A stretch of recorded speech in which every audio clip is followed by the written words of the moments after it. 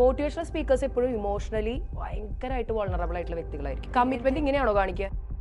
എനിക്ക് ക്ലോസ് ആയിട്ടുള്ള ആരും ഇല്ലാത്തതുകൊണ്ട് അങ്ങനെ തോന്നാറുണ്ടാവില്ല. എനിക്ക് ക്ലോസ് ആയിട്ട് അപ്പൊ പിന്നെ എന്താ അങ്ങനെ തോന്നില്ല? സൊല്യൂഷൻ ഇല്ലാത്ത റിഗ്രഷൻ കൊണ്ട് പ്രത്യേകിച്ച് ഒരു ഗുണമില്ല. കൂടെ താമസിക്കുന്ന ആളുകളെ മനസ്സിലാക്കാൻ പറ്റാതാവുമ്പോഴാണ് പലപ്പോഴും പല ദാമ്പത്യം തകർന്നു പോകുന്നത്. Besties are frauds. അപ്പൊ എക്സ്പീരിയൻസ് മാറ്റേഴ്സ് എന്നുള്ളതാണ്. ഇന്ന് എന്നോട് ഇപ്പോൾ ഉള്ളത് ഒരു ടീച്ചറാണ്. ടീച്ചറാണോ? ആണോ? ടീച്ചറാണെന്ന് ചോദിച്ചാൽ ടീച്ചറാണ്, പാട്ടുകാരിയാണെന്ന് വെച്ചാൽ പാട്ടുകാരിയാണ്, ഡാൻസുകാരിയാണെന്ന് വെച്ചാൽ ഡാൻസുകാരിയാണ്, അഭിനയിക്കും ചെയ്യും. അങ്ങനെ ഒരാളാണ് ഇന്ന് എന്നോടൊപ്പം ഉള്ളത്. പേരാണ് Nisha teacher. Hi Nisha teacher. സന്തോഷം ടീച്ചർ. അപ്പൊ നമ്മൾക്ക് തമ്മിലൊരു കണക്ഷൻ ഉണ്ട്. തൃശ്ശൂരുകാരിയാണ്. അതെ, തൊട്ടടുത്ത. ഞാൻ പോകുന്നത് അയ്യന്തോൾ. പക്ഷെ സംസാരത്തില തൃശ്ശൂർ സ്ലാങ് ഇല്ല കേട്ടാ. അത് പിന്നെ ഞാൻ കുറച്ചിങ്ങനെ എന്തിനെ പിടിച്ചു സംസാരിക്കണം? നമ്മൾ ആരെയും പേടിക്കണേ? പേടിച്ചിട്ടല്ല, സംസാരിച്ചു. വരണം, ചോദിക്കൂ. ഓക്കെ. അപ്പൊ നിലവിൽ ടീച്ചറായിട്ട് വർക്ക് ചെയ്യാണോ? അല്ല, ഈ വർഷം ടീച്ചറായിട്ട് വർക്ക് ചെയ്യുന്നില്ല. ലാസ്റ്റ് ഇയർ വരെ ഉണ്ടായിരുന്നു ജോലി. എന്താന്ന് വെച്ചാൽ ഒരു വർഷമേ മാക്സിമം ഒരു സ്ഥലത്ത് ജോലി ചെയ്യാൻ പറ്റാറുള്ളൂ. ചോദിക്കൂ എന്താ കാര്യം? അതാണ്, ഈ പ്രതികരണ ശേഷി വളരെ കൂടുതലാണ്. അതിന്റെ പ്രശ്നമാണ്. അപ്പൊ നമുക്ക് ഈ മാനേജ്മെന്റിലുള്ള ആളുകൾക്ക് എപ്പോഴും ഇത്രയും ഓവറായിട്ട് പ്രതികരിക്കുന്ന ആളുകൾ വെച്ചുകൊണ്ടിരിക്കുക എന്ന് പറഞ്ഞാൽ എളുപ്പമല്ലല്ലോ. ഈ സെയിം സാലറി കൊടുത്താൽ നല്ല അനുസരണശീലമുള്ള ആളുകളെ കിട്ടും. അപ്പൊ പിന്നെ വീട്ടിൽ വളർത്താൻ കൊള്ളാവുന്ന ആളുകളെ നിർത്തിയാൽ മതിയല്ലോ. ചില സാഹചര്യങ്ങളിൽ ചില കാര്യങ്ങൾ കാണുമ്പോൾ റിയാക്ട് ചെയ്യേണ്ട സാഹചര്യങ്ങൾ വരും. പ്രത്യേകിച്ച് ഞാൻ വർക്ക് ചെയ്തത് മുഴുവൻ സെൽഫ് ഫിനാൻസിങ് കോളേജസിലായിരുന്നു. അപ്പോൾ ഞാൻ 2016 എക്കണോമിക്സിൽ PhD ഉള്ള ഒരാളാണ്. അപ്പോൾ അത് കഴിഞ്ഞപ്പോഴത്തേനും നമ്മൾ ഇവിടെ നാട്ടിൽ തന്നെ വെൽ സെറ്റിൽഡ് ആയിട്ടൊരു കറക്റ്റായിട്ടൊരു ജോലിയിൽ കയറാമെന്ന് ആഗ്രഹിച്ചിരുന്നു. പക്ഷെ നടന്നില്ല. നമ്മുടെ കേരളത്തിൽ ഒരു ജോലി കിട്ടുക എന്ന് പറഞ്ഞാൽ ഏറ്റവും പ്രധാനമായിട്ട് വേണ്ട കാര്യം ഒന്നില്ലെങ്കിൽ നമ്മുടെ കയ്യിൽ കൊടുക്കാൻ ക്യാഷ് വേണം, അതല്ലെങ്കിൽ വിളിച്ചു പറയാനായിട്ട് അത്ര ഇൻഫ്ലുവൻസ് ഉള്ള ഒരാൾ വേണം. രാഷ്ട്രീയത്തിലോ അല്ലാതെയോ നമുക്ക് അങ്ങനെ ആരും ഇല്ലാത്തതുകൊണ്ട് ഇതുവരെയും സ്ഥിരമായൊരു ജോലിയിൽ എവിടെയും കയറിയിട്ടില്ല. പിന്നെ നാടുവിട്ട് പുറത്തു പോകാൻ താല്പര്യമില്ല. കാരണം മക്കളോട് ഭയങ്കര ഓവർ അറ്റാച്ച്ഡ് ആണ്. അതുകൊണ്ട് നാട്ടിൽ തന്നെ ഇങ്ങനെ തൃശ്ശൂരൊക്കെ തന്നെ ഇങ്ങനെ ഇട്ടാ വട്ടത്ത് ഇങ്ങനെ പറഞ്ഞങ്ങനെ നടക്കും. അതെ. ആദ്യം വൈറലായിട്ടുള്ള പോസ്റ്റ് എന്തായിരുന്നു? ഞാൻ സത്യം പറഞ്ഞ 2018 മുതൽ വീഡിയോസ് ചെയ്യുന്ന ഒരാളാണ്. ആക്ച്വലി ഞാൻ ഏറ്റവും അധികം ഈ വൈറൽ വീഡിയോസിലൊക്കെ വരുന്നതിനേക്കാൾ മുമ്പ് ഈ മോട്ടിവേഷൻ വീഡിയോസിലേക്ക് വരാനൊരു കാരണമുണ്ട്. ചോദിക്കേ, ഇന്റർവ്യൂവർ മാറിയിരിക്കേണ്ടി വരുന്നതാണ് തോന്നുന്നത്. ആക്ച്വലി ചോദിക്കുമ്പോഴൊന്നുമില്ല, ഞാൻ എനിക്ക് ഇഷ്ടമുള്ളപ്പോ പറയുന്നൊക്കെ പറഞ്ഞോ. അതായത് 2021 നമുക്ക് കോവിഡ് വന്നല്ലോ. ആ കോവിഡില് എല്ലാവരും ആകെ ഷട്ട് ഡൗൺ ആയ ഒരു സ്റ്റേജ്. എനിക്ക് മാത്രം വന്ന കോവിഡ് ഒരു വെറൈറ്റി സാധനമായിരുന്നു. അതിന്റെ പേരാണ് പാരോസ്മിയ. ഗൂഗിൾ ചെയ്ത് നോക്കി കഴിഞ്ഞാൽ അറിയാം. പാരോസ്മിയ എന്ന് പറഞ്ഞിട്ടുണ്ടെങ്കിൽ നമ്മളുടെ മണങ്ങളൊക്കെ സാധാരണ കോവിഡ് വരുമ്പോൾ എല്ലാവർക്കും മണം പോവും. എനിക്ക് എന്തുണ്ടായെന്ന് വെച്ച് കഴിഞ്ഞാൽ മണം പോവല്ല ചെയ്തത്, മണങ്ങൾ മുഴുവൻ ഡിസ്റ്റോർട്ടഡ് ആയിപ്പോയി. അതായത് ഇപ്പോൾ ഭക്ഷണത്തിന് മുഴുവൻ അഴുക്ക് ചാലിലത്തെ മണം, പുറത്തേക്ക് ഇറങ്ങി കഴിഞ്ഞിട്ടുണ്ടെങ്കിൽ വേറെ ടൈപ്പ് സ്മെല്ല്, അത് മൊത്തം കെമിക്കൽസിന്റെ മണമാണ് ചുറ്റും. ഇപ്പോൾ ഫുഡ്, ഞാൻ ഭയങ്കര ഫുഡി ആയിട്ടുള്ള ഒരാളാണ്. ഭക്ഷണം കഴിക്കുക എന്ന് പറയുന്നതാണ് എൻ്റെ ജീവിതത്തിലെ ഏറ്റവും സന്തോഷമുള്ള കാര്യം. പിന്നെ ഉറങ്ങണതും. അപ്പോൾ ഈ ഭക്ഷണം കഴിക്കുക, പിന്നെ വർത്താനം പറയുക, അങ്ങനെയുള്ള കാര്യങ്ങളൊക്കെയാണ് ഇഷ്ടം. ഭക്ഷണം കഴിക്കാൻ പറ്റാതായതോടുകൂടി ഞാൻ വല്ലാത്തൊരു ഡിപ്രസ്ഡ് സ്റ്റേജിലേക്ക് എത്തി.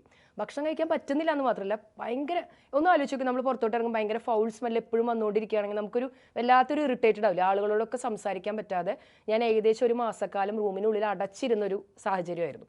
അപ്പോൾ ഞാൻ എന്നെ തന്നെ സെൽഫ് മോട്ടിവേറ്റ് ചെയ്യാൻ വേണ്ടിയിട്ടാണ് മോട്ടിവേഷണൽ വീഡിയോസ് ആരംഭിച്ചത് ആക്ച്വലി. അങ്ങനെ നമ്മൾ സാധാരണഗതിയിൽ ഡിപ്രഷനിലേക്ക് പോകുമ്പോൾ ആളുകൾ ഒന്നില്ലെങ്കിൽ വളരെ ഇങ്ങനെ സങ്കടപ്പെട്ട് കരഞ്ഞുകൊണ്ട് കിടക്കും, അല്ലെങ്കിൽ പാട്ട് കേട്ടുകൊണ്ട് കിടക്കും, അങ്ങനെയൊക്കെ കേട്ടിട്ടുണ്ട്. അവനവൻ തളരുന്ന സമയത്ത് ഞാനിങ്ങനെ ചടുപിടുന്നതിനെ ചാടി എനിക്കുമ്പോൾ വീണെടുക്കുന്ന ആൾക്കാരും കൂടി ഇങ്ങനെ തട്ടി തട്ടി ഉണർത്താനായിട്ട് ശ്രമിച്ച കൂട്ടത്തിൽ ഇട്ടൊരു വീഡിയോ ആണ്. ഡെയിലി കാലത്ത് 11:30 ആകുമ്പോൾ ഞാൻ ആ കോവിഡ് ടൈമിൽ വീഡിയോ ഇടുമായിരുന്നു. അങ്ങനെ ആളുകളുടെ കമന്റുകളൊക്കെ നോക്കിയപ്പോൾ വളരെ നല്ല കമന്റുകൾ. അല്ല, അന്ന് എനിക്ക് ഇൻസ്റ്റാഗ്രാം ഇല്ല, ഫേസ്ബുക്കിലാണ് ഇട്ടിരുന്നത്. അന്ന് എനിക്ക് ഇൻസ്റ്റാഗ്രാം ഒന്നും ഞാൻ തുടങ്ങിയിട്ടില്ല. അങ്ങനെ ഞാൻ ഫേസ്ബുക്കിൽ ഇട്ടിട്ടുള്ള വീഡിയോസൊക്കെ കുറേ ആളുകൾ കണ്ട് നല്ല നല്ല അഭിപ്രായങ്ങളൊക്കെ എഴുതി ഇങ്ങനെ കണ്ടപ്പോൾ അത് കണ്ടിട്ടാണ് ശ്രീകണ്ഠൻ നായർ ഷോന് വിളിച്ചത്. ഒരു കോടി എന്ന് പറഞ്ഞ ഷോയിലേക്ക് അങ്ങനെയാണ് വിളിച്ചത്. പിന്നെ അതിന് ശേഷമാണ് ഇൻസ്റ്റാഗ്രാമിൽ വീഡിയോസ് ഒക്കെ വന്നത്. ചോദിച്ച ക്വസ്റ്റ്യനിലേക്ക് വരാം. ആദ്യം വൈറലായ ഇൻസ്റ്റാഗ്രാം വീഡിയോ, അതല്ലേ ക്വസ്റ്റ്യൻ? അത് അമ്മമാരെ കുറിച്ച് ചെയ്തിട്ടുള്ള ഒരു വീഡിയോ ആയിരുന്നു. വർഷ കണ്ടിട്ടുണ്ടോ വീഡിയോ? അത് കണ്ടിട്ട് എന്ത് തോന്നി? എന്റെ അമ്മ ഇങ്ങനെ കാണിച്ചു തരുന്നു, ഈ ടീച്ചറെ കണ്ടോ, ഈ ടീച്ചറെ കണ്ടോ എന്ന് പറഞ്ഞു. ടീച്ചറെ കണ്ടു പഠിക്കാൻ പറഞ്ഞു? ഇല്ല, അത് നന്നായി, അത് രക്ഷപ്പെട്ടു. അല്ല, അത് എന്തുകൊണ്ടാ പറഞ്ഞില്ല, കാരണം അത് പ്രായമായവരെ കുറിച്ചിട്ടല്ലേ സംസാരിക്കുന്നത്. അതെ അതെ, പ്രായമായിട്ട് അമ്മമാര് എന്താന്ന് വെച്ച് കഴിഞ്ഞാൽ എപ്പോഴും നമുക്കൊക്കെ വേണ്ടി, മക്കൾക്ക് വേണ്ടി, എല്ലാവർക്കും വേണ്ടിയൊക്കെ ജീവിച്ചിട്ട് അവരുടെ നല്ലൊരു ടൈം കഴിഞ്ഞു പോകും. പിന്നെ ഒരു 60 വയസ്സ് 70 വയസ്സൊക്കെ കഴിയുമ്പോൾ അവരിങ്ങനെ ഇരുന്ന് ഇങ്ങനെ ഫ്രസ്ട്രേറ്റഡ് ആയിട്ട് പറയാണ്, നിനക്കൊക്കെ വേണ്ടി ഞാൻ ജീവിച്ചില്ലേ, ഇപ്പം എൻ്റെ ലൈഫ് പോയില്ലേ. അപ്പോൾ ഈ മക്കൾ തിരിഞ്ഞെന്ന് ചോദിക്കും, ഞങ്ങൾ ആരെങ്കിലും പറഞ്ഞിരുന്നോ എന്ന് ചോദിക്കും. അപ്പം നമ്മുടെ നല്ല ടൈം നമുക്ക് കൂടി വേണ്ടി നമ്മൾ സമയം ചെലവഴിച്ചില്ലെങ്കിൽ പിന്നെ നമ്മൾ റിഗ്രറ്റ് ചെയ്യേണ്ടി വരും എന്നുള്ളതാണ് ആ വീഡിയോ ആണ് വൈറലായത്. Okay okay. ഇപ്പൊ ഞാൻ ഒരു കാര്യം പറയാം, ലാലേട്ടനെ കാണാനാണ് ഏറ്റവും വലിയ ആഗ്രഹം. അത് പറഞ്ഞാൽ നിഷേധിക്കാൻ പറ്റും? ഇല്ല, ഞാൻ ഇപ്പൊ പെട്ടെന്ന് ഞാൻ അങ്ങോട്ട് വന്ന തലകറങ്ങി വീഴോന്നാണ് ആലോചിച്ചോണ്ടിരിക്കുന്നത്. ഞാൻ ഒരു കാര്യം പറയട്ടെ, ഇതിന്റെ രണ്ടാമത്തെ ക്വസ്റ്റ്യൻ ആയിരുന്നു. ഈ ഇന്റർവ്യൂ ചോദിക്കുന്ന എല്ലാ ചോദ്യങ്ങളും മുൻകൂട്ടി കണ്ടുപിടിച്ച ഞാനൊരു സൈക്കോളജിസ്റ്റ് ആണോ? സൈക്കോ ആണെന്നാണ് ഞാൻ കേട്ടേക്കുന്നത്. ആക്ച്വലി ഒരു പക്ക സൈക്കോ ആണ്. ഇങ്ങനെ നോക്കിക്കൊണ്ടിരുന്ന ചിലപ്പോൾ വർഷയുടെ ഉള്ളിലെ കാര്യങ്ങളൊക്കെ ഞാൻ പുറത്തോട്ട് എടുക്കും. ഹിപ്നോട്ടൈസ് ചെയ്യട്ടെ. വേണ്ട വേണ്ട. അപ്പം നല്ലപോലെ റിയാക്ട് ചെയ്യുന്ന ഒരാളാണ്. അപ്പൊ അങ്ങനെ റിയാക്ട് ചെയ്യുമ്പോൾ ആർക്കും ദഹിക്കില്ല, എന്തെങ്ങനെ പറയുന്നത്, അങ്ങനെയൊക്കെ ഉണ്ടായിട്ടില്ല. ഡെഫിനറ്റ്ലി. അതിനോട് എങ്ങനെ റിയാക്ട് ചെയ്യപ്പോ? അതായത് നമ്മൾ കുഴിച്ചു മൂടിയിട്ട്, അതായത് നിഷ എന്ന് പറയുന്ന ആളെ കുഴിച്ചു മൂടി കഴിഞ്ഞാൽ ഞാൻ നല്ലൊരു ആളായിട്ട് ഇരിക്കാൻ പറ്റും. അതായത് ഇപ്പോൾ വർഷയുടെ അടുത്ത് എനിക്ക് ഇങ്ങനെ വളരെ പോളിഷ്ഡ് ആയിട്ട് നിന്നിട്ട് ഓക്കെ വർഷ ചോദിക്കൂ, ഓ ഇതാണോ ഫസ്റ്റ് ക്വസ്റ്റ്യൻ, ഓക്കെ ഒരു ക്വസ്റ്റ്യൻ ചോദിക്കും, ഞാൻ അങ്ങനെ പറയാം. നിഷ എപ്പോ? ഞാനിപ്പോൾ കുറച്ച് നേരത്തെ എത്തിയിട്ടുള്ളൂ. വർഷ സുഖമായിരിക്കുന്നു, തൃശ്ശൂർ എവിടെയാണ് വീട്? Okay okay. ഇങ്ങനെയൊക്കെ സംസാരിച്ചാൽ ഞാനല്ല, വേറെ ഏതോ ഒരാളാണ്. അപ്പം നമുക്ക് എല്ലാ വ്യക്തികൾക്കും ഇംപെർഫെക്ഷൻസ് ഉണ്ട് ഇല്ലേ? ആ ഇംപെർഫെക്ഷൻസ് ഒക്കെ മാറ്റി വെക്കാൻ നോക്കിയിട്ട് പെർഫെക്റ്റ് ആവാനായിട്ട് നമ്മൾ നോക്കുമ്പോഴാണ് സോ കോൾഡ്, മറ്റേ JK എന്ന് പറയുന്ന പോലെ സോ കോൾഡ് പെർഫെക്റ്റ് ആവാൻ നോക്കുമ്പോൾ നമ്മൾ വേറൊരു വ്യക്തിയായി തീരാണ്. എല്ലാ ആളുകളുടെ അപ്രീസിയേഷൻ കിട്ടുമായിരിക്കും, പക്ഷെ നമുക്ക് നമ്മളെ നഷ്ടപ്പെട്ടു പോകും. അങ്ങനെ ആവാനായിട്ട് ഞാൻ പണ്ടും ആഗ്രഹിച്ചിട്ടില്ല, ഇന്നും ആഗ്രഹിച്ചിട്ടില്ല. അപ്പം അതുകൊണ്ട് നമ്മുടെ ചുറ്റുമുള്ള ഒരുപാട് ആളുകൾ നമ്മളെ വിട്ടുപോയിട്ടുണ്ട്. ഞാൻ അതിൽ വിശ്വസിക്കുന്ന ഒരു കാര്യം എന്ന് വെച്ചാൽ, നമ്മുടെ കൂടെ നിൽക്കാൻ ആഗ്രഹിക്കുന്ന ആളുകൾ ഒരു കാരണവും ഇല്ലെങ്കിൽ നമ്മുടെ കൂടെ നിൽക്കും. വിട്ടുപോകാൻ ആഗ്രഹിക്കുന്ന ആളുകൾക്ക് പ്രത്യേകിച്ച് കാരണമൊന്നും വേണ്ട. നമ്മൾ ടോക്സിക് ആയി വിട്ടുപോകൂടെ? ടോക്സിക് ആണെന്ന് തിരിച്ചറിയാനായിട്ട് നമുക്ക് ആദ്യം പറ്റണ്ടേ? അത് പറ്റണം. അടുത്ത ക്വസ്റ്റ്യൻ ഏതായിരുന്നോ? ചോദിക്കും. ഓക്കെ, നമുക്ക് റിയാക്ഷനിൽ നിന്ന് വരാം. എവിടെയെങ്കിലും റിയാക്ട് ചെയ്യണ്ടായിരുന്നു അങ്ങനെയൊക്കെ തോന്നിയിട്ടുണ്ടോ? അല്ലെങ്കിൽ റിയാക്ട് ചെയ്തിട്ട് എന്തെങ്കിലും പ്രശ്നം അനുഭവിച്ചിട്ടുണ്ടോ? റിയാക്ട് ചെയ്തിട്ട് പ്രശ്നം മാത്രമേ ഞാൻ അനുഭവിച്ചിട്ടുള്ളൂ. എനിക്കിപ്പോഴും ഒരിക്കലും റിയാക്ട് ചെയ്യണ്ടായിരുന്നു എന്നൊന്നും എൻ്റെ ലൈഫിൽ തോന്നിയിട്ടില്ല. കാരണം നമുക്ക് ശരിയെന്ന് തോന്നുന്നതാണ് നമ്മൾ കുട്ടിക്കാലം മുതലേ ചെയ്തിട്ടുള്ളത് അല്ലേ? നമുക്ക് എപ്പോഴും ആ മൊമെന്റിൽ നമുക്ക് എന്താണ് ശരിയെന്ന് തോന്നുന്നതാണ് നമ്മൾ ചെയ്യുന്നത്. റിയാക്ട് ചെയ്തതിന്റെ പേരിൽ പല പ്രശ്നങ്ങളും ഉണ്ടായിട്ടുണ്ട്. പക്ഷെ എനിക്കുള്ള ഒരു ഗുണം എന്താ വെച്ചാൽ, ഗുണമാണോ ദോഷമാണോ എന്നറിയില്ല, ആ ഒരു വ്യക്തിയുടെ അടുത്ത് പറഞ്ഞു കഴിഞ്ഞാൽ കഴിഞ്ഞു. പിന്നെ ഒരു 5 മിനിറ്റ് കഴിഞ്ഞാൽ ആ വ്യക്തിയുടെ അടുത്ത് പോയിട്ട് ഞാൻ പറയും വിട്ടുകളാ, ഞാൻ ആ നേരത്തെ ദേഷ്യത്തോട് പറഞ്ഞല്ലേ, മനസ്സിന്റെ ഉള്ളിൽ ഞാൻ വെച്ചുകൊണ്ടിരിക്കില്ല. അതായത് ഞാൻ ഒരിക്കലും ആരോടും ഒരു ദേഷ്യം വൈരാഗ്യം ഒന്നും മനസ്സിന്റെ ഉള്ളിൽ കീപ്പ് ചെയ്യില്ല. ഞാൻ എപ്പോഴും വിശ്വസിക്കുന്ന അങ്ങനെ വൈരാഗ്യം കീപ്പ് ചെയ്ത് കഴിഞ്ഞാൽ നമുക്ക് ഒരിക്കലും സന്തോഷിക്കാൻ പറ്റില്ല. ഇപ്പോൾ ചില ആളുകൾ കണ്ടിട്ടില്ലേ, ഒരാളോട് ദേഷ്യം വന്നു കഴിഞ്ഞാൽ ഉടനെ DP മാറ്റും, കണ്ടിട്ടില്ലേ? DP മാറ്റും. വർഷം ചെയ്യാറില്ല.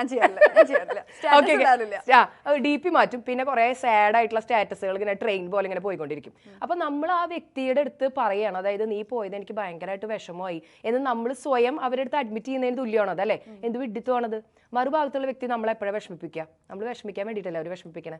അപ്പൊ അവരുടെ മുന്നിൽ നമ്മളിങ്ങനെ അടിയറവ് പറയാണ്, ഞാൻ വിഷമിച്ചടാ, നീനെങ്കിലും. ഫ്രണ്ട്ഷിപ്പിലെ കാര്യത്തിലാണോ? ഫ്രണ്ട്ഷിപ്പ് ആയാലും റിലേഷൻഷിപ്പ് ആയാലും എന്ത് തന്നെയാണെങ്കിലും ഒരു കമ്മിറ്റ്മെന്റ് ഉണ്ടെങ്കിൽ അങ്ങനെ പറഞ്ഞൂടെ? ഒരാളുടെ നമ്മളൊരു കമ്മിറ്റ്മെന്റ് ഉണ്ടെങ്കിൽ നമുക്ക് അങ്ങനെ കാണിച്ചൂടെ? കമ്മിറ്റ്മെന്റ് ഇങ്ങനെയാണോ കാണിക്കുക? അല്ല, എനിക്ക് വിഷമമുണ്ടെന്ന് കാണിക്കണമെങ്കിൽ ഏറ്റവും നല്ലത് കമ്മ്യൂണിക്കേഷൻ അല്ലേ? ആ വ്യക്തിനെ നമ്മൾ ഡയറക്റ്റ് ആയിട്ട് വിളിച്ചിട്ട്, ഇപ്പൊ ഞാൻ പറയട്ടെ, നമ്മൾ കമ്മ്യൂണിക്കേഷൻ പ്രോപ്പർ അല്ലാത്ത പല സാഹചര്യങ്ങളുണ്ടാവും. അപ്പോൾ ഫോർ എക്സാമ്പിൾ ഞാനും വർഷം തമ്മിൽ തല്ലുകൂടി. വർഷയ്ക്ക് ഞാനൊരു മെസ്സേജ് തല്ലുകൂടിയിരിക്കുകയാണോ, ഞാൻ വർഷേനെ എന്തൊക്കെയോ പറഞ്ഞു, വർഷം ഭയങ്കര ദേഷ്യത്തിലിരിക്കുക. എന്നിട്ട് നീ ചോറുണ്ടോന്ന് ഞാൻ മെസ്സേജ് അയച്ചു കഴിഞ്ഞാൽ വർഷം എന്നിട്ട് ചോറുണ്ടോന്ന്, പിന്നെ ഇവൾക്കൊക്കെ മറുപടി അയക്കലല്ലേ എൻ്റെ പണി. ചിലപ്പോൾ ആക്ച്വലി ഞാൻ വളരെ സോഫ്റ്റ് ആയിട്ടായിരിക്കും ആ മെസ്സേജ് അയച്ചിട്ടുണ്ടാവുക, പക്ഷെ വായിക്കുന്ന വർഷയുടെ പെർസ്പെക്റ്റീവ് അനുസരിച്ചിരിക്കും അത് എന്താണെന്നുള്ളത്. അപ്പൊ അതിനേക്കാൾ നല്ലത് ഐ ടു ഐ കോൺടാക്ട് ഉള്ള ഒരു പ്രോപ്പർ കമ്മ്യൂണിക്കേഷൻ ആയിരിക്കും. അതിൽ ഒരുവിധം പ്രശ്നങ്ങളൊക്കെ തീരേണ്ടതാണ്. എന്നിട്ടും തീർന്നില്ലെങ്കിൽ നമുക്കുള്ളതല്ലാന്ന് വിചാരിക്കുകയാണ് നല്ലത്. ആകെ കൂടി കൺഫ്യൂസ്ഡ് ആയി ഞാൻ. ഒരു മിനിറ്റ് ഞാൻ ആലോചിക്കട്ടെ എവിടുന്ന് തുടങ്ങിയത്. ഇതൊന്നും കട്ട് ചെയ്യരുത്, അതൊന്നും കട്ട് ചെയ്യരുത്. ഇന്റർവ്യൂവർ ഭയങ്കര കൂലങ്കഷമായി ചിന്തിച്ചുകൊണ്ടിരിക്കുകയാണ് സുഹൃത്തുക്കളെ. അല്ല, ഞാനിങ്ങനെ ആലോചിച്ച് വേറെ കുറെ കാര്യങ്ങൾ വർഷയുടെ സ്വയം ജീവിതത്തിലെ കാര്യങ്ങളിലേക്ക് അല്ലല്ല. ഓക്കെ, അല്ല ഞാൻ ഇപ്പോൾ എത്തി നിൽക്കുന്ന കാര്യം ഇപ്പൊ പറഞ്ഞല്ലോ, സ്റ്റാറ്റസ് ഇട്ടിട്ട് ഒരാളെ നമ്മൾ അറിയിക്കുന്നതാണെന്ന് പറഞ്ഞു. ഓക്കെ, ചിലപ്പോൾ അവർ അത്രയും സോഫ്റ്റ് ഹാർട്ടഡ് ആയിരിക്കും, ചിലപ്പോൾ ഒരു കമ്മ്യൂണിക്കേഷൻ, അവർക്ക് നല്ലൊരു കമ്മ്യൂണിക്കേഷൻ സ്കിൽ ഉണ്ടാവില്ല. അപ്പൊ നമ്മളെ മാത്രം കാണുന്ന രീതിയിൽ സ്റ്റാറ്റസ് ഒക്കെ ഇട്ട് നമ്മളെ കാണിക്കുന്നതിൽ അതുകൊണ്ട് എന്തെങ്കിലും ഗുണം ഉണ്ടാവുകയാണെങ്കിൽ ഒരു വട്ടം 2 വട്ടം ഒക്കെ ട്രൈ ചെയ്യുന്നതിൽ തെറ്റില്ല. പാവം വിഷമിക്കാണ്, അങ്ങനെ ചിന്തിക്കുന്നവരുണ്ടാവാം. അത് എൻ്റെ ഒരു രീതിയല്ല അങ്ങനെ ചെയ്യുന്നത് പറയുന്നത്. ഞാൻ പറയുന്നത് അതൊരു അടിയറവ് പറയലാണ് ആക്ച്വലി. അതിലും നല്ലത് നമുക്ക് വായൽനാവുണ്ടല്ലോ സംസാരിക്കാനായിട്ട്. ദൈവം അനുഗ്രഹിച്ച് നമ്മൾ ബദിരനും മൂകനും ഒന്നും അല്ലല്ലോ, ജപജപയൊന്നും അല്ലല്ലോ, വർത്താനം പറയാനായിട്ട് എല്ലാവർക്കും അറിയാം. വിളിച്ചു വരുത്തി അവരോട് കണ്ണിൽ നോക്കി സംസാരിക്കുമ്പോൾ കുറച്ചുകൂടി പ്രോപ്പർ അല്ലേ എന്നാണ് എൻ്റെ ഒരു രീതി കേട്ടോ.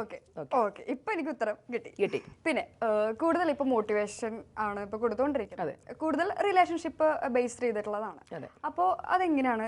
റിയൽ എക്സ്പീരിയൻസ് കൊണ്ടാണോ ഇങ്ങനെയൊക്കെ പറയുന്നത്? റിയൽ എക്സ്പീരിയൻസ് എന്ന് മാത്രമേ ഞാൻ സംസാരിക്കാറുള്ളൂ. കാരണം നമുക്കിപ്പോൾ ഏതെങ്കിലും ഒരു പാഠപുസ്തകത്തിൽ വായിച്ചതോ അല്ലെങ്കിൽ ഏതെങ്കിലും ബുക്കിലൊക്കെ വായിച്ചിട്ട് പറയുകയാണെങ്കിൽ തന്നെ അതിന് ഇത്രയും ഒരു ആധികാരികത ഉണ്ടാവില്ല, അല്ലെങ്കിൽ അതിനൊരു കണ്ടിന്യൂഷൻ ഉണ്ടാവില്ല. അപ്പൊ അടുത്ത ചോദ്യം ഞാൻ ഏതെങ്കിലും റിലേഷൻഷിപ്പിൽ പോയി പെട്ടിട്ടുണ്ടോ എന്നുള്ളതായിരിക്കും.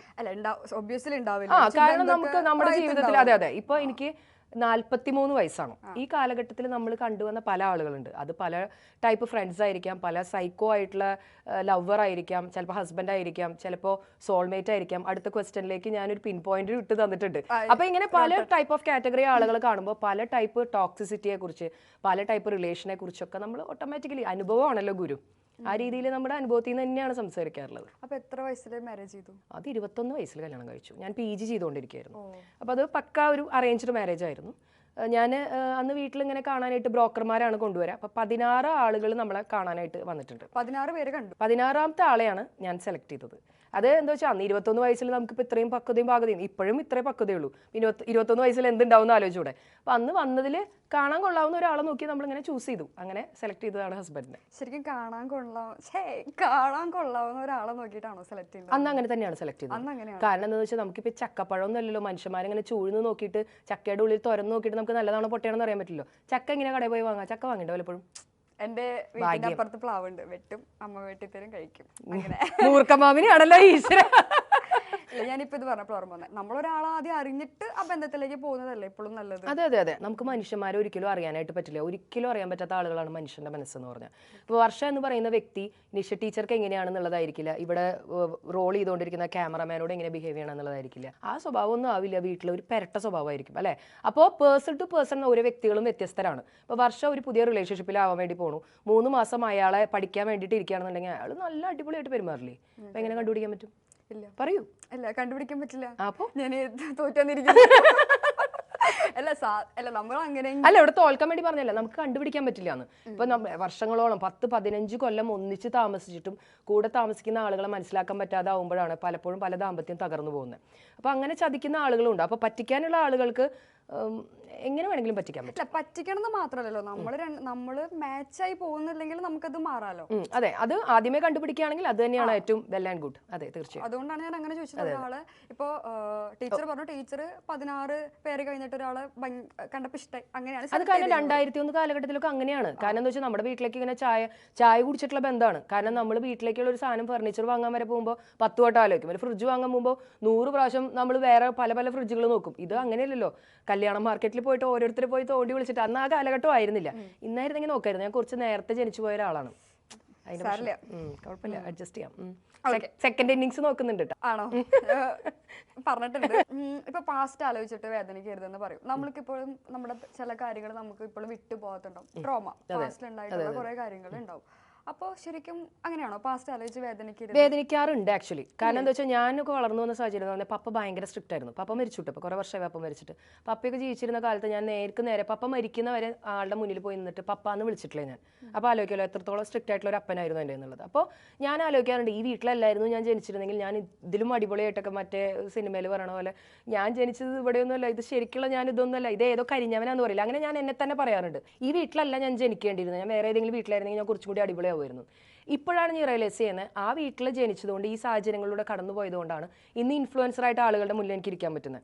കാരണം ഇങ്ങനെ എന്താ പറയുക, വായിൽ വെള്ളിക്കരണ്ടിയായിട്ട് ജീവിച്ച് എല്ലാ സുഖ സൗകര്യങ്ങളിലാണ് ജീവിച്ചതെന്നുണ്ടെങ്കിൽ എനിക്ക് എക്സ്പീരിയൻസ് ഉണ്ടാവില്ലല്ലോ. 4 ആളുടെ മുന്നിൽ പോയി ഇപ്പോൾ നിസ്സാര ഒരു കാര്യം പറയാം, പ്രളയം വന്നു. പ്രണയമല്ല കേട്ടോ, പ്രളയം. എനിക്ക് തോന്നി, പ്രളയം വന്ന സമയത്ത്, ആകെ വെള്ളപ്പൊക്കമൊക്കെ വന്ന സമയത്ത് തൊട്ടടുത്തുള്ള ആളുകൾ ഓടിക്കൂടിയവരൊക്കെ തൊട്ടടുത്ത് നമ്മളിങ്ങനെ റോഡ് സൈഡിൽ നിന്നിട്ട് തെണ്ടിപ്പിള്ളേർ എന്നൊക്കെ നമ്മളൊരു സോ കോൾഡ് ഒരു കാറ്റഗറിയിൽ വിളിക്കുന്ന വായി നോക്കികൾ എന്നൊക്കെ പറയുന്ന പിള്ളേരുണ്ടല്ലോ, അവരാണ് മുണ്ട് വളച്ചു കുത്തിയിട്ട് ആളുകളെ രക്ഷിക്കാനായിട്ട് വന്നത്.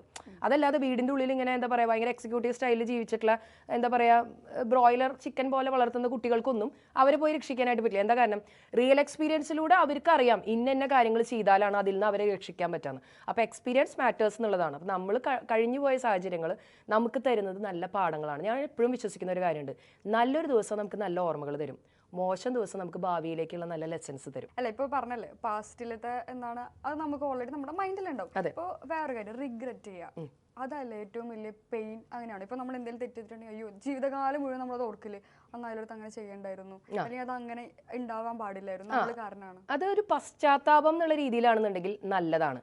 ആ വ്യക്തിയുടെ അടുത്ത് പോയിട്ട് നമുക്ക് അതിനൊരു സൊല്യൂഷൻ കണ്ടെത്താൻ പറ്റും എന്നുള്ളതാണെങ്കിൽ ഓക്കെയാണ്. അതായത് ഇപ്പോൾ നമ്മളൊരാളായിട്ട് ഭയങ്കരമായിട്ട് തർക്കമോ അല്ലെങ്കിൽ അയാളെ നമ്മൾ ദ്രോഹിക്കുന്ന എന്തെങ്കിലും ഒരു കാര്യം ചെയ്തു, ആ വ്യക്തി മരിച്ചു പോയിട്ടില്ലെങ്കിൽ, മരിച്ചു പോയെങ്കിൽ പിന്നെ നമുക്ക് ആ റിഗ്രറ്റിൽ യാതൊരു കാര്യമില്ല, അയാൾ വ്യക്തി മരിച്ചു പോയല്ലോ. ജീവിച്ചിരിക്കുന്ന വ്യക്തിയാണെങ്കിൽ നമ്മുടെ കയ്യകത്തിൽ അവരുണ്ടെന്നുണ്ടെങ്കിൽ അത് പോയി തിരുത്താൻ പറ്റുന്നതാണെങ്കിൽ തിരുത്തുക. അല്ലാതെ എനിക്ക് ഭയങ്കരമായ റിഗ്രറ്റ് ഉണ്ട് എന്ന് പറഞ്ഞിരുന്നിട്ട് എന്താ കാര്യം? ഇല്ല കാര്യം. സൊല്യൂഷൻ ഇല്ലാത്ത റിഗ്രഷൻ കൊണ്ട് പ്രത്യേകിച്ച് ഒരു ഗുണമില്ല. ആ റിഗ്രഷൻ ഫ്രൂട്ട്ഫുൾ ആവണമെന്നുണ്ടെങ്കിൽ അതിന് നമ്മുടെ മുന്നിൽ സൊല്യൂഷൻ വേണം. അൺലെസ് ആ വ്യക്തി മരിച്ചു പോയിട്ടില്ലെങ്കിൽ, മരിച്ചു പോയ ആളാണെങ്കിൽ നമുക്ക് പിന്നെ ഒന്നും ചെയ്യാൻ പറ്റില്ല. വേണമെങ്കിൽ മുട്ടുകുത്തി 10 മിനിറ്റ് വേണമെങ്കിൽ പ്രാർത്ഥിക്കാം. അതല്ലാണ്ട് ആ വ്യക്തി ജീവിച്ചിരിക്കുന്നുണ്ടെങ്കിൽ അയാളുടെ അടുത്ത് പോയിട്ട് നമുക്ക് ക്ലിയർ ചെയ്യാൻ പറ്റുന്നില്ലെങ്കിൽ ആ റിഗ്രഷൻ കൊണ്ട് ഒരു ഉപകാരമില്ല എന്നാണ് എൻ്റെ ഒരു വിശ്വാസം. എന്തെങ്കിലും സ്വഭാവം എനിക്ക് മാറ്റണം എന്ന് തോന്നിയിട്ടുണ്ടോ? ഡെഫിനറ്റ്ലി എൻ്റെ ഓവർ തിങ്കിങ്. എനിക്കുണ്ട് സെയിം പിച്ച്. ഒന്നും ചെയ്യാൻ പറ്റില്ല. അതൊരു വല്ലാത്ത പ്രശ്നമാണ്. ഇപ്പോൾ മറ്റേ മഞ്ഞുമൽ ബോയ്സ് മൂവിയുടെ സംഭവം ഞാൻ ട്രെയിലർ കണ്ടപ്പോഴേക്കും വെറുതെ റോട്ടിൽ കൂടെ നടന്നുമ്പോൾ വല്ല കുഴിയിലേക്ക് വീണിട്ട് എൻ്റെ ഈശ്വര അതിൻ്റെ ഉള്ളിൽ നിന്ന് ആര് പൊക്കും എന്നൊക്കെ ആലോചിച്ചിട്ട് വെറുതെ ഇന്ന് ടെൻഷൻ അടിക്കുന്ന സ്വഭാവമുണ്ട്. ആ ഓവർ തിങ്കിങ് മാറ്റിങ്ങ് ലൈഫ് കുറച്ചും കൂടി ഈസി ആവുമെന്ന് തോന്നാറുണ്ട്. ഇപ്പം ഞാൻ ചിന്തിക്കാറുണ്ട്, എന്തെങ്കിലും ഒരു കാര്യം ആർക്കെങ്കിലും ടെക്സ്റ്റ് ചെയ്തു എന്ന് വിചാരിക്കാം, അയ്യോ അവരത് അങ്ങനെ ചിന്തിച്ചിട്ടുണ്ടാവോ, ഇങ്ങനെ ചിന്തിച്ചിട്ടുണ്ടാവോ, അങ്ങനെ ഡബിൾ ടിക്ക് വരാൻ നേരം വൈകി കഴിഞ്ഞിട്ടുണ്ടെങ്കിൽ അവർ നമ്മളെ കണ്ടിട്ട് അത് അവോയ്ഡ് ചെയ്യാണോ, അങ്ങനെയൊക്കെ തോന്നാറുണ്ടോ? അത് ക്ലോസ്ഡ് ആയിട്ടുള്ള ചില ആളുകളുടെ. എനിക്ക് ക്ലോസ് ആയിട്ടുള്ള ആരും ഇല്ലാത്തതുകൊണ്ട് അങ്ങനെ തോന്നാറുണ്ടാവില്ല. എനിക്ക് ക്ലോസ് ആയിട്ട് പിന്നെ അങ്ങനെ തോന്നില്ലല്ലോ. അപ്പൊ പറയൂ, ഡബിൾ ടിക്ക് വന്നില്ലല്ലോ എന്ന് തോന്നാറില്ല. ക്ലോസ്ഡ് ആയിട്ടുള്ള ചില ആളുകളോട് ഓൾറെഡി ഞാൻ എന്താണ് ടെക്സ്റ്റ് ചെയ്യുന്ന ഒരു പേഴ്സൺ അല്ല. അപ്പൊ വിളി മാത്രമേ ഉള്ളൂ. അല്ല, ഞാൻ വിളിക്കാറില്ല. ഞാൻ അങ്ങനെ ഞാൻ തിരക്കുള്ള ഒരാളാണ് സത്യത്തില്. മനസ്സിലായോ? ഇത്രയും പോപ്പുലറായ എന്നെ കണ്ടിട്ട് മനസ്സിലായില്ലടാ. അപ്പൊ എനിക്ക് അങ്ങനെ ടെക്സ്റ്റ് ചെയ്യാൻ എന്തെങ്കിലും കാര്യം വിളിക്കുന്നു, സംസാരിക്കുന്നു, അങ്ങനത്തെ ഒരു കമ്മ്യൂണിക്കേഷൻ കൊണ്ടുപോകുന്ന ഒരാൾ. ഞാൻ ഓവറായിട്ട് കമ്മ്യൂണിക്കേറ്റ് ചെയ്യുന്നില്ല. കാരണം അതിലൂടെ കുറെ ബുദ്ധിമുട്ടുകൾ ഉണ്ടാവുന്നത് നല്ല രീതിയിൽ ആണോ അല്ലേ അങ്ങനെ പോകുന്ന ഒരു വ്യക്തി. ആർക്കും ഒരു ശല്യത്തിനായിട്ട് പോകാം, പക്ഷെ എല്ലാവരും ലാസ്റ്റ് ശല്യമാക്കി മാറ്റും. അതാണ് ചിലരുടെ തലവിധിയാണ്. എനിക്കും അങ്ങനെ ഓവർ തിങ്കിങ് ഉണ്ടാവാറുണ്ട്. അപ്പൊ അതിന് മാറ്റാനൊന്നും പറ്റില്ല എന്നല്ലേ? എളുപ്പമൊന്നുമല്ല. അത് എന്നെ കൊണ്ടൊന്നും ഇതുവരെ പറ്റിയിട്ടില്ല. ഇത്രയും വലിയ വീരശൂര പരാക്രമിക്ക് ആര് പറഞ്ഞു പരാക്രമിയാന്ന്? അതൊക്കെ വെറുതെ സ്ക്രീനിൽ മാത്രമല്ല, ഓൺ സ്ക്രീൻ അല്ലേ, ഓഫ് സ്ക്രീൻ ഞാൻ അങ്ങനെയൊന്നും അല്ല. ആണോ? ഭയങ്കരമായിട്ട് നമ്മള് ഭയങ്കര ഇമോഷണൽ ആണ് ഞാൻ. ആണല്ലേ? അത് ഇങ്ങനെ ഭയങ്കരമായിട്ട് ഷോർട്ട് ടെമ്പേർഡ് ആണ്. പിന്നെ അത് മാത്രല്ല ലൈക്ക് എന്താണ് ഇങ്ങനെയൊക്കെ തുള്ളിച്ചാടി നടക്കുന്ന ഒരു ഉള്ളിൽ. അതെന്താ വെച്ച് കഴിഞ്ഞാൽ മറ്റേ സമ്മർ ഇൻ ബെത്ലഹേമിലെ ആമിയുടെ ക്യാരക്ടർ കണ്ടിട്ടില്ലേ, അതുപോലെയാണ്. അതായത് ഞാൻ പെർഫെക്റ്റ് ആയിട്ടൊരു രണ്ടിൻ്റെ കൂടി ഒരു കോംബോ ആണ്. പുറമേക്ക് കാണുമ്പോൾ ആളുകൾ ഇങ്ങനെയാണ് പറയാം, നിലപാടുകളുടെ രാജകുമാരി. ഇന്ന് ഞാൻ ഇട്ടിട്ടുള്ള ഇൻസ്റ്റാ പോസ്റ്റ് അതാണ്. നിലപാടുകളുടെ രാജകുമാരി വീട്ടിൽ വന്നു കഴിഞ്ഞിട്ടുണ്ടെങ്കിൽ ചിലപ്പോൾ പട്ടി മോങ്ങണ പോലെ മോങ്ങായിരിക്കും. ഈ എപ്പോഴും അറിയില്ലേ, ഏറ്റവും അധികം മോട്ടിവേഷണൽ സ്പീച്ചസ് ഒക്കെ നടത്തുന്ന ആളുകൾ ഭയങ്കര ഇമോഷണലി അപ്സെറ്റ് ആയിട്ടുള്ള ആളുകളായിരിക്കും. കാരണം അവർ ബാക്കി എല്ലാവരും നിനക്ക് പറ്റൂടാ, കൈയടിക്കടാ എന്നൊക്കെ പറഞ്ഞിട്ട് അത് കഴിഞ്ഞിട്ട് അവർ വീട്ടിൽ വന്നിരുന്ന് ഇങ്ങനെ അങ്ങനെ കരയും. മോട്ടിവേഷണൽ സ്പീക്കേഴ്സ് എപ്പോഴും ഇമോഷണലി ഭയങ്കരമായിട്ട് വൾണറബിൾ ആയിട്ടുള്ള വ്യക്തികളായിരിക്കും. അവർക്കേ മറ്റുള്ളവരെ ഹൃദയത്തിൽ തൊടുന്ന പോലെ സംസാരിക്കാനായിട്ട് പറ്റുള്ളൂ. അപ്പൊ ഈ സ്ക്രീനിൽ കാണുന്ന ആളല്ല ഞാൻ. അതായത് റിയൽ ലൈഫ് രണ്ടും രണ്ടാണല്ലോ. അതെ, മോട്ടിവേഷണൽ സ്പീക്കേഴ്സിന്റെ കാര്യമാണ് ഞാൻ ചോദിച്ചത്. അവർക്ക് മേ ബി എന്താ റിയൽ ഇങ്ങനെ വന്നോ, എന്ത് വെള്ളം വന്നോ, അങ്ങനെ പറയാൻ പറ്റില്ല. റിയൽ ലൈഫിൽ അത് പറ്റില്ല. കാരണം നമ്മൾ ഈ എന്താ പറയാ കുറുന്തോട്ടിക്ക് വാദം പിടിക്കാന്നൊക്കെ ഇപ്പൊ നല്ലൊരു അടിപൊളി ഡോക്ടറാന്ന് വിചാരിക്കുക. ആള് ഭയങ്കര എന്താ പറയാ ഈ കാർഡിയോ, അതായത് ഹാർട്ടിന്റെ സർജൻ ആണെന്ന് വിചാരിക്കും. ആളുടെ മുന്നിൽ പക്ഷേ ഈ ഓപ്പറേഷൻ ടേബിളിൽ കിടക്കുന്നത് സ്വന്തം മോളാണെങ്കിൽ ആൾക്ക് ചെയ്യാൻ പറ്റുമോ? ഇല്ല. കാരണം എന്താ, ആ നേരത്ത് നമ്മുടെ ഇമോഷൻസ് നമ്മൾ ഭയങ്കരമായിട്ട് വൾണറബിൾ ആവും, നമ്മളിങ്ങനെ വിറയ്ക്കും. അപ്പോൾ ആ സമയത്ത് നമുക്ക് നമ്മുടെ സ്വന്തം ഇഷ്യൂ വരുമ്പോൾ നമുക്ക് എന്തായാലും വേറൊരാളുടെ ആവശ്യം വേണ്ടി വരും. അതൊരു ബെസ്റ്റ് പേഴ്സണെ നമ്മൾ കണ്ടെത്തേണ്ടിയിരിക്കുന്നു. കേൾക്കാൻ ഒരാൾ എന്നുള്ളതാണ് നമ്മുടെ ജീവിതത്തിൽ കിട്ടാൻ പറ്റിയ ഏറ്റവും നല്ലൊരു, നമ്മളെ കേൾക്കാൻ പറ്റുന്ന, നമ്മളെ മനസ്സിലാക്കാൻ പറ്റുന്ന ഒരാൾ. അങ്ങനെ ഒരാളെ എല്ലാവരുടെ ജീവിതത്തിലും വേണം. അങ്ങനെ നമുക്കൊരു പ്രശ്നം വന്നാൽ ഓടിച്ചെന്ന് പറയാൻ പറ്റിയ ഒരാൾ, അതെല്ലാവർക്കും ആവശ്യമാണ്. അതിപ്പോ ഫ്രണ്ട്ഷിപ്പിലും ആവാം, റിലേഷൻഷിപ്പിലും ആവാം അല്ലേ? ഫ്രണ്ട്ഷിപ്പ് റിലേഷൻഷിപ്പ് മാത്രമല്ല, അത് നമ്മുടെ ഫാമിലിയിലും ആവാം. എന്നെ ഏറ്റവും അധികം മനസ്സിലാക്കിയിട്ടുള്ള ഒരാൾ എൻ്റെ അമ്മാമ്മയാണ്. അമ്മാമ്മ ഇപ്പം ഇല്ല, 2010 മരിച്ചു. അപ്പം ഞാൻ വളർന്നതൊക്കെ അമ്മാമ്മയുടെ കൂടെയാണ്, വളർത്തിയതൊക്കെ അമ്മാമ്മയാണ്. അമ്മയുടെ അമ്മ ശരിക്കും എൻ്റെ ജീവിതത്തിൽ ഞാൻ എന്തെങ്കിലും ഒരു നല്ല കാര്യം ചെയ്യുന്നുണ്ടെങ്കിൽ, മോശകാര്യത്തിനൊന്നും അമ്മാമ്മയ്ക്ക് ഉത്തരവാദിത്തമില്ല കേട്ടോ, പാവമായിരുന്നു. നല്ലൊരു കാര്യം ഞാൻ പറയാണ്, കാരണം അമ്മാമ്മ ഇല്ല ഇപ്പോൾ. അമ്മാമ്മയാണ് നമ്മുടെ എല്ലാം എന്ന് പറഞ്ഞാൽ. നമ്മുടെ ഈ അമ്മാമ്മയുടെ കാര്യം പറയുമ്പോഴേക്കും മറ്റേ 1000 കണ്ണുമായി പാട്ടൊക്കെയാണ് മനസ്സിലേക്ക് ഓർമ്മ വരിക. ആളാണ് നമ്മളെ വളർത്തിയിട്ടുള്ളത്. ആ ഒരു എന്തെങ്കിലും ഒരു പോസിറ്റിവിറ്റി എന്നിലുണ്ടെങ്കിൽ അതിന്റെ മുഴുവൻ ഉത്തരവാദി എൻ്റെ അമ്മാമ്മയാണ്. അതെ. എന്തിനൊക്കെ ചിരിക്കണം? റിലേഷൻഷിപ്പില് നമുക്കിനി റിലേഷൻഷിപ്പിലേക്ക് വരാം. ആയിക്കോട്ടെ. അതാണല്ലോ നമുക്ക് കുറച്ചും കൂടി എനിക്കറിയാവുന്നതും ടീച്ചർക്ക് കുറച്ചും കൂടി എക്സ്പീരിയൻസ് ഉള്ളതും കണക്ട് ചെയ്ത് പറയാൻ പറ്റുന്നതും വർഷയ്ക്ക് കുറച്ചും കൂടി അഡ്വൈസ് കിട്ടേണ്ടതും. അതെ. ഇനിയിപ്പോ ഞാൻ റിലേഷൻഷിപ്പ് ഒക്കെ ഇല്ല, അത് വേണ്ട, അതിനല്ല ഞാൻ പറഞ്ഞത്. അത് കുറച്ചുകൂടി അറിയാലോ, നമുക്ക് കുറച്ചും കൂടി. ഇപ്പൊ എന്റെ പ്രായത്തിലുള്ള എല്ലാവരും, എന്റെ പ്രായം എന്നല്ല മിക്ക ആളുകളും എന്താണ് ഈ റിലേഷൻഷിപ്പിന്റെ പേരിൽ ഇപ്പോഴും കുറെ ഡിപ്രഷൻ. നിങ്ങളുടെ പ്രായക്കാർക്ക് മാത്രമല്ല, ഞങ്ങളുടെ പ്രായക്കാർക്കുണ്ട് റിലേഷൻ. അതുകൊണ്ടാണ് ഞാൻ പറഞ്ഞത്, റിലേഷൻഷിപ്പിന്റെ പേരിൽ കുറെ ട്രോമ അനുഭവിക്കുന്നവരാണ് ആണല്ലോ. അപ്പോ റിലേഷൻഷിപ്പിൽ എങ്ങനെയാണ് ഒരു ടോക്സിസിറ്റി കണ്ടെത്തുക? സത്യം പറഞ്ഞാൽ ഒരാൾ ടോക്സിക് ആണോ എന്ന് തിരിച്ചറിയാനായിട്ട് കുറേ സമയം എടുക്കും. കാരണം നമ്മൾ ഒരു റിലേഷൻഷിപ്പിലാവുമ്പോഴേ ആദ്യത്തെ ഒരു 6 മാസം ഹണിമൂൺ പീരീഡ് എന്നാണ് പറയാം. അത് ഇറ്റ് മേ വേരി, ചില ആളുകൾ ചിലപ്പോൾ 1 വർഷം വരെയൊക്കെ പോകും, അങ്ങനെയൊക്കെ. എന്തായാലും ആദ്യത്തെ 6 മാസം ഹണിമൂൺ പീരീഡ് ആണ്. ആ സമയത്ത് നമുക്ക് മറുഭാഗത്തുള്ള ആളെ ഈ ലോകത്തിലെ ഏറ്റവും ഭംഗിയുള്ള ആളായിട്ട് തോന്നും. അവർ അനങ്ങുന്ന ഓരോ മൊമെന്റ്സ്, വാവ് എന്ത് അടിപൊളിയാണ് എൻ്റെ ഏട്ടായിനെ കാണാൻ, എൻ്റെ മണിക്കൂറുകളോളം കണ്ണിലെന്നെ നോക്കിയിരുന്ന് സംസാരിക്കാനൊക്കെ തോന്നും. ഇപ്പോൾ പെട്ടെന്ന് സപ്പോസ് വർഷം ഒരു റിലേഷൻഷിപ്പിലാണെന്ന് വിചാരിക്കും, അല്ലെന്ന് എനിക്കറിയാം, ഒരു ഹൈപ്പോത്തറ്റിക്കൽ ഒരു രീതിയിൽ വർഷയുടെ അടുത്ത് ഏട്ടായി വിളിച്ചിട്ട് പറയാണ്, വർഷ ആ ഡ്രസ്സിന്റെ 2 ബട്ടൺസ് തുറന്നു എടുക്കാണല്ലോ, അതൊന്ന് നീ അത് കൊടുക്കും വരെ കിട്ടേ എന്ന് ചോദിച്ചാൽ എന്താ തോന്നുക? ശരിക്കും ഞാൻ ഇടില്ല, ഇനി വേണമെങ്കിൽ ഞാൻ ഇപ്പൊ ഇടാം. അപ്പൊ എന്താ വെച്ചാൽ നമുക്കപ്പോ തോന്നുക, ഓ ഏട്ടായി എന്തൊരു കെയറിംഗ് ആണ് എന്ന് തോന്നും. ഇതേ സാധനം തന്നെ ഒരു 6 മാസം കഴിഞ്ഞിട്ടാണ് ഇവർ പറയുന്നതെന്നുണ്ടെങ്കിൽ നമുക്ക് തോന്നും, പിന്നെ ഇവൻ ആരെന്റെ കാര്യം അന്വേഷിക്കാൻ, എന്റെ ഡ്രസ്സ് എന്ന് പറഞ്ഞിട്ടുണ്ടെങ്കിൽ അത് എന്റെ ഫ്രീഡം ആണ്, ഞാൻ എനിക്ക് ഇഷ്ടമുള്ളത് ഇടുന്നു പറയും. ഇപ്പൊ ഈ റിലേഷൻഷിപ്പിലുള്ള ആദ്യ കാലഘട്ടത്തിൽ ഇവരുടെ ഒരു ഗുഡ് മോർണിംഗ് മെസ്സേജ് കിട്ടിയാലേ നമ്മൾ ഉറക്കം ഉണരുള്ളൂ, ഇവരുടെ ഗുഡ് നൈറ്റ് മെസ്സേജ് കിട്ടിയാലേ നമ്മൾ ഉറങ്ങുള്ളൂ. ഏതാണ്ട് ഉറക്കവിളിക്ക് കിട്ടുന്ന പോലെയാണ്. ഇവർ ഓൺലൈനിൽ പിന്നെയും കണ്ടു കഴിഞ്ഞാൽ എന്താ ഏട്ടായി ഉറങ്ങിയില്ലേ എന്നൊക്കെ ചോദിക്കുന്ന ആ ഒരു വല്ലാത്തൊരു മൂഡിലാണ്. പക്ഷെ ഇതേ വ്യക്തി തന്നെ ആ ഒരു ഹണിമൂൺ പീരീഡ് കഴിഞ്ഞ് കഴിഞ്ഞാൽ ഇയാൾ ചെയ്യുന്ന ഓരോ കാര്യങ്ങളും നമ്മൾ റിയലൈസ് ചെയ്ത് തുടങ്ങും, ഇത് അത്ര അങ്ങോട്ട് ശരിയല്ലല്ലോ, വല്ലാണ്ട് കലിപ്പൻ്റെ കാന്താരി ആവുണ്ടല്ലോ എന്നൊക്കെ ഒരു തോന്നി തുടങ്ങും നമുക്ക്. ഓവർ പൊസസീവ്നെസ് ഒക്കെ ഇവർ കാണിക്കുമ്പോൾ ആദ്യമൊക്കെ നമ്മൾ എൻജോയ് ചെയ്തിട്ടുണ്ടാവും. എന്താ വെച്ചാൽ നമ്മൾ ആക്ച്വലി തുടക്കത്തിലെ നമ്മുടെ ഒരു ബൗണ്ടറി സെറ്റ് ചെയ്യാനായിട്ട് നമ്മൾ മറക്കും.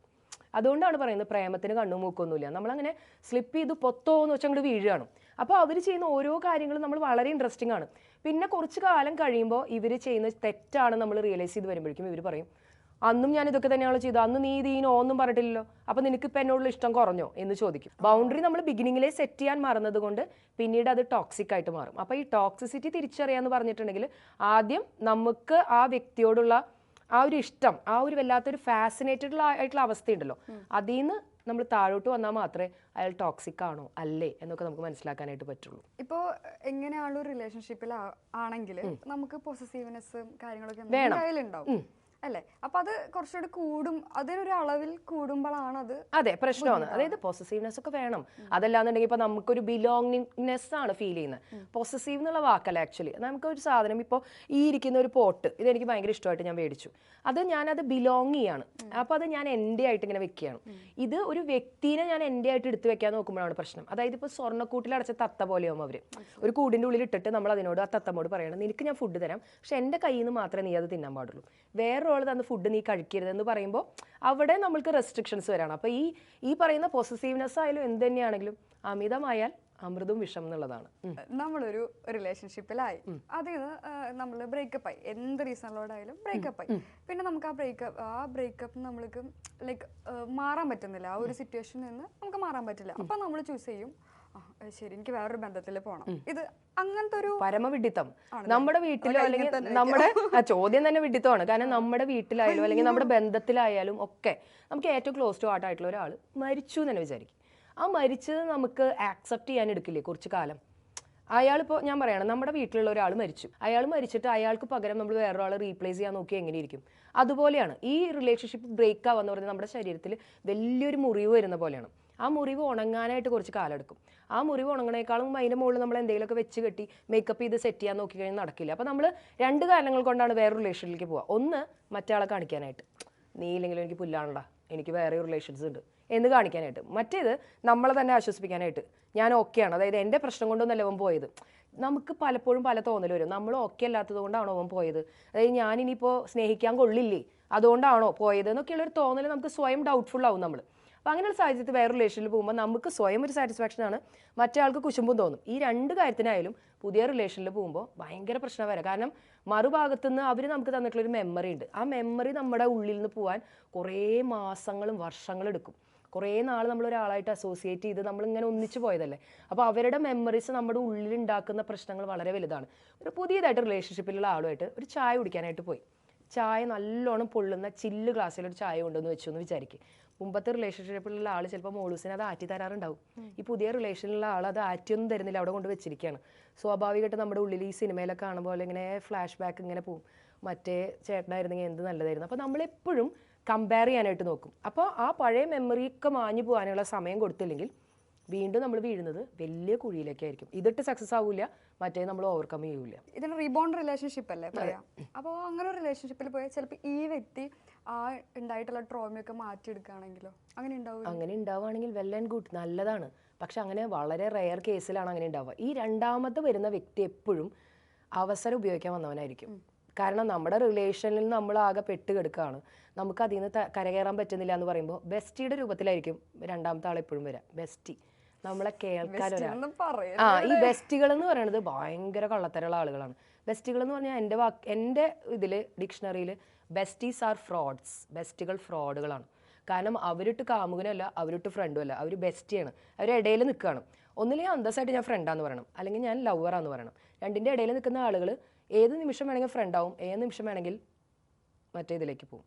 അപ്പോൾ അവർക്കൊരു സ്റ്റാൻഡില്ല. അങ്ങനെയുള്ള ആളുകളെ നമ്പാതിരിക്കുകയാണ് നല്ലത്. അവർ ഏത് സമയം നമ്മളെ റോട്ടിലിട്ട് പോകും. എന്തോ അല്ല ഞാൻ ആലോചിക്കില്ലായിരുന്നു, ബെസ്റ്റ് ഞാൻ ആലോചിച്ചിട്ടുണ്ടായിരുന്നില്ലായിരുന്നു, ഓർപ്പിച്ചത് നന്ദി. അല്ല ചില ബെസ്റ്റ് എന്ന ഒരു റിലേഷൻഷിപ്പിൽ നമുക്ക് നല്ലൊരു പാർട്ട്ണർ ഉണ്ടെങ്കിൽ അങ്ങനെ ഒരു ബെസ്റ്റ് ഒരു പേഴ്സൺ അത്യാവശ്യം അവിടെ ഇല്ല അല്ലെ. മൂന്നാമതൊരാൾ വരുമ്പോഴല്ലേ ഒരു റിലേഷൻഷിപ്പ്. അതെ അതെ അതെ, നമ്മുടെ പ്രശ്നങ്ങൾ നമുക്ക് കമ്മ്യൂണിക്കേറ്റ് ചെയ്യാൻ പറ്റാണ്ടാവുമ്പോഴാണ് പ്രശ്നം. അതാണ് ഞാൻ ആദ്യമേ പറഞ്ഞത്. ഏറ്റവും അധികം ഒരു റിലേഷൻഷിപ്പ് മുന്നോട്ട് കൊണ്ടുപോകാൻ നല്ലത് കമ്മ്യൂണിക്കേഷനാണ്. നമ്മുടെ ഇടയിൽ എന്തെങ്കിലും ഒരു മിസ്അണ്ടർസ്റ്റാൻഡിങ് വരുന്നുണ്ടെന്ന് കാണുമ്പോൾ ആരെങ്കിലും ഒരാൾ ഈഗോ മാറ്റി വെച്ചിട്ട് സംസാരിക്കാനായിട്ട് തയ്യാറാവണം. അതല്ലാണ്ട് നീ ആദ്യമുണ്ട്, ഞാൻ ആദ്യമുണ്ട്, മറ്റാൾ ആദ്യമുണ്ട് എന്ന് പറയുമ്പോൾ അതിൻ്റെ ഇടയിൽ നുഴഞ്ഞു വരുന്ന ആളുണ്ടല്ലോ, അവനാണ് ശരിക്കും താരം. കാരണം അവർ ഇവിടെ കുറേ പറഞ്ഞു കൊടുക്കും, ഇപ്പുറത്ത് കുറേ പറഞ്ഞു. കാരണം ഒരാൾക്കും നമ്മുടെ റിലേഷനിലുള്ള പ്രശ്നം എന്താണെന്ന് മൂന്നാമതൊരാൾക്ക് അറിയില്ല. അത് നമുക്ക് മാത്രമേ അറിയുള്ളൂ. ചില ആളുകൾ വളരെ സിമ്പിളായിട്ട് വന്ന് പറയാറുണ്ട്, ഇതാണോ പ്രശ്നം, ഹയ്യേ ഇതൊക്കെ സിമ്പിള്. ആ പറയണ ആളുടെ ചെകള നോക്കിയിട്ട് പൊട്ടിക്കണമെന്ന് ഞാൻ പറയാം. പിന്നെ നമ്മൾ കടന്നു പോകുന്ന പ്രശ്നം എന്താണെന്ന് അവർക്ക് എങ്ങനെ അറിയാൻ പറ്റും? കാരണം നമ്മൾ കടന്നു പോകുന്ന ഒരു സീരിയസ് ഇഷ്യൂ ആയിരിക്കും. ഇപ്പോൾ ആ മൂന്നാമത് വന്ന ആൾക്ക് ചിലപ്പോൾ അതൊരു ഇഷ്യൂ ആയിരിക്കില്ല. അത് വിചാരിച്ചാൽ അവന് പറയാൻ പറ്റൂ അതൊരു സിമ്പിളായ കാര്യമാണെന്ന് അങ്ങനെ പറയാൻ പാടില്ല. അപ്പോൾ നമ്മുടെ പ്രശ്നം നമ്മുടെ ഇടയിൽ തന്നെ തീർക്കാൻ പറ്റുന്നതാണ് എപ്പോഴും നല്ലത്. പിന്നെ അത്രയും മോശം ഒരു സാഹചര്യം വരികയാണെങ്കിൽ കൗൺസിലിങ്ങിന് പോവാം. നമ്മളെ പരിചയമില്ലാത്ത മൂന്നാമതൊരാളുടെ അടുത്തേക്ക് പോവാം. പരിചയമുള്ള ആൾക്കാരുടെ അടുത്തേക്ക് പോയി കഴിഞ്ഞാൽ തീർച്ചയായും അവർ നമ്മളെ ഇൻഫ്ലുവൻസ് ചെയ്യും. കാരണം ആരുടെയെങ്കിലും ഒരാളുടെ സൈഡ് അവർ നിൽക്കുമല്ലോ തീർച്ചയായും. അപ്പോൾ അങ്ങനെ ഒട്ടും പറ്റാത്ത സാഹചര്യങ്ങളിൽ പറ്റുന്നതാണ് നല്ല അടിപൊളി കൗൺസിലിംഗ് സെന്റേഴ്സ് ഉണ്ട്, അവിടെ പോകുന്നതാണ് ഏറ്റവും നല്ലത്. ഓക്കെ, അപ്പോൾ അതായത് നമ്മൾ മൂന്നാമതൊരാളടുത്ത് നമ്മുടെ റിലേഷൻഷിപ്പ് ഇഷ്യൂസ് പറയരുത്. കാരണം നമ്മുടെ പ്രശ്നം കുറച്ച് കഴിഞ്ഞാൽ തീരും. പക്ഷെ ഇവര് നമ്മളെ കാണുന്ന ഈ കണ്ണിക്കൂടെയാവും. നമ്മുടെ തല്ല് തീരെ നമ്മളിവരെ കുറിച്ച് നമ്മുടെ തല്ല് തീരും. നമ്മളിതൊക്കെ വിളിച്ചു പറഞ്ഞിട്ടുണ്ടാവും. അവളെ വീണ്ടും അവൻ്റെ അടുത്ത് പോയി. നമ്മള് ദേഷ്യം വരുന്ന സമയത്ത് നമ്മുടെ പാർട്ട്ണറെ കുറിച്ച് കുറെ കുറ്റം ഈ മൂന്നാമത്തെ ആളോട് പറഞ്ഞിട്ടുണ്ടാവും. അവരതൊക്കെ എടുത്ത് വെച്ചിട്ട് എൻ്റെ ഉണ്ടിട്ടാ നീ അയച്ച സ്ക്രീൻഷോട്ടൊക്കെ എന്നൊക്കെ പറഞ്ഞ് നമ്മൾ ഭീഷണിപ്പെടുത്താനും മതി. എന്തിനാ വെറുതെ വേണ്ടാത്ത പണിക്ക് നിൽക്കണം. അതായിരിക്കും നല്ലത്. അതെ, സത്യത്തിൽ ഞാൻ സംസാരിക്കുന്ന മുഴുവൻ സ്ത്രീകളെ കുറിച്ചാണെങ്കിലും പുരുഷന്മാരാണ് ആക്ച്വലി പാവങ്ങൾ. പുതിയ എന്താ പറയുക ന്യൂജൻ പെണ്ണുങ്ങൾ പറയുന്നുണ്ടല്ലോ, ഞാൻ നോക്കിക്കോളാം അവനെ. ഒരാൾക്ക് 8 ഹഗ് ഒരു ദിവസത്തിൽ കിട്ടണം എന്നാണ് ഞാൻ കേട്ടേക്കുന്നത്. ഒരു ദിവസം എത്ര ഹഗ് വെച്ച് കിട്ടാറുണ്ട്? എനിക്ക് ഇവിടെ ഒന്നും കിട്ടാറില്ല. പെൺകുട്ടി കല്യാണം കഴിഞ്ഞ് ചെക്കൻ്റെ വീട്ടിലേക്ക് പോകണം അല്ലേ? സത്യം പറഞ്ഞിട്ടുണ്ടെങ്കിൽ അതൊരു വലിയ തെറ്റായിട്ടുള്ളൊരു പരിപാടിയാണെന്നാണ് എൻ്റെ ഒരു പേഴ്സണൽ അഭിപ്രായം. പാവങ്ങള് എന്തൊക്കെയോ ഫ്രസ്ട്രേറ്റഡ് ആണ്. സാരില്ല ചേട്ടാ, ഒക്കെ ശരിയാവും, പേടിക്കണ്ട കേട്ടോ.